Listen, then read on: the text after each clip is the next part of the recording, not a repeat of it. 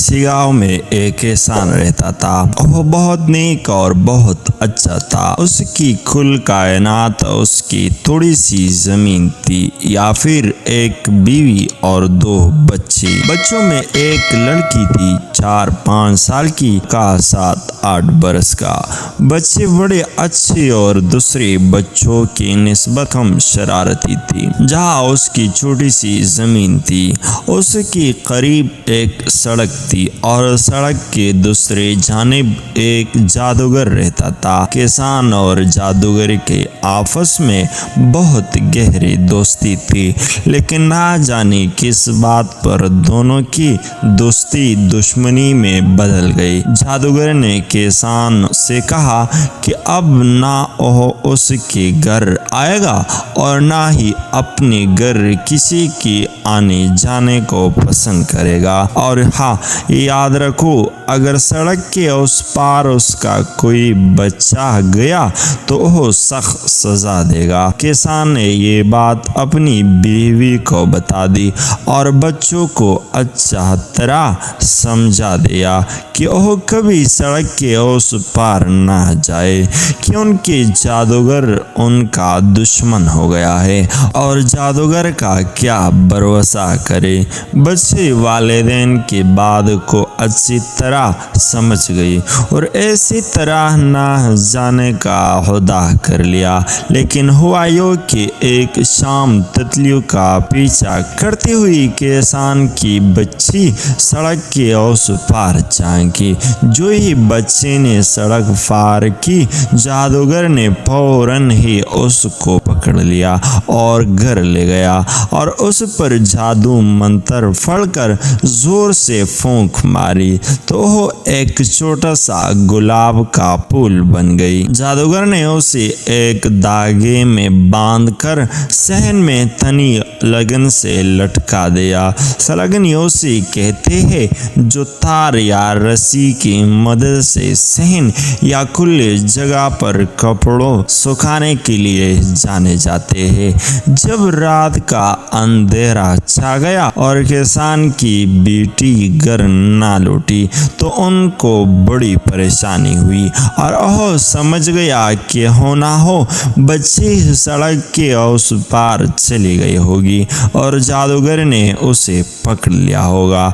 घर में कहराम मच गया, मगर अब क्या किया जा सकता था। दोनों मियाँ बीवी तरकीब सोचने लगे कि अब क्या करे। परेशानी और गम की वजह से इन्हें नींद नहीं आ रही थी।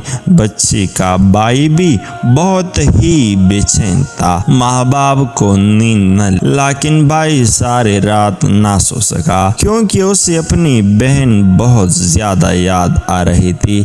जब रात ढली अपनी बिस्तर से उठा, उसने देखा कि उसकी माँ बाप सो रही है तो उसने सोचा इन्हें उठाएगा, लेकिन फिर सोचा कि जो कुछ वो करना चाहता है वालिदैन उसे करने नहीं देगी, तो वो इन्हें उठाए बगैर घर से निकला।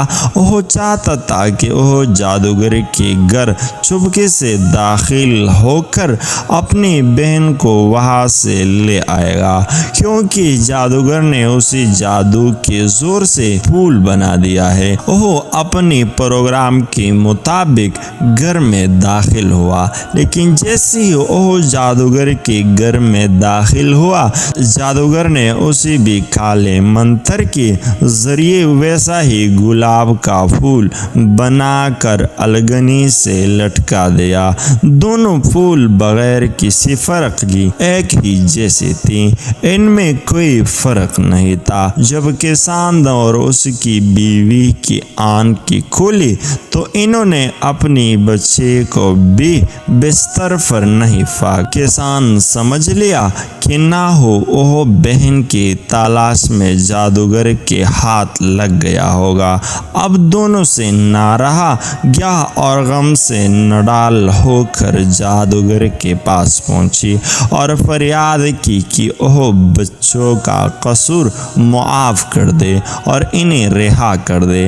नामालूम इनकी फरियाद और आहाजारी में किया था कि जादूगर अपने शहर में ले गया और कहने लगा, ये रही तुम्हारे बच्चे, मैंने जादू से इन्हें गुलाब का फूल बना दिया है। मैं इन्हें दोबारा इंसान भी बना सकता हूँ, लेकिन मेरा एक शर्त है, वो ये है कि तुम ये बता दो कि इनमें से लड़की कौन है और लड़का कौन सा। लेकिन याद रखो कि अगर तुम्हारा जवाब गलत हुआ तो मेरे इल्म के ज़रिए से भी कभी भी ये इंसान नहीं बन सकेगी।